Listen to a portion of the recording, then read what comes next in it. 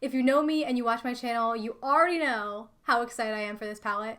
Okay, so if you don't know, I am a makeup artist and I do mostly bridal work. So the Soft Glam palette, I had my eye on since I saw it was releasing. I was like, that is up my alley. Like, there's nothing more I could ever want in an eyeshadow palette for bridal work. It is probably the most stunning array of shades and perfect array of shades for bridal. I haven't even used the palette or touched it yet, but just by looking at it, I know it's going to be absolutely perfect for that area of work, or just someone who likes to wear neutrals on a daily basis. This is definitely going to be a great palette. So I think we've probably already established that Anastasia shadows are always of quality. Their palettes are always pretty consistent.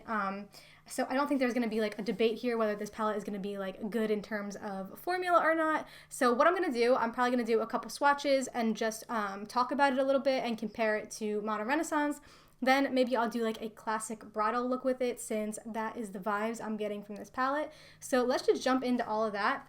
First, I want to mention that a few of these shades are actually duplicates from the Modern Renaissance. Some of the like most popular shades were pulled and put into this palette. For example, like Tempera, we got Burnt Orange and CYPRUS Umber, and what other ones? Dusty Rose is pretty similar to Beyond Fresco in the Modern Renaissance, but that was the shade I was most excited about to be put into this palette because Beyond Fresco is probably one of the most perfect like mauve-y transitional shades for bridal that I have, and I'm obsessed with that shade. So I'm really glad they put a similar shade like that in this palette because it's a really great one to have.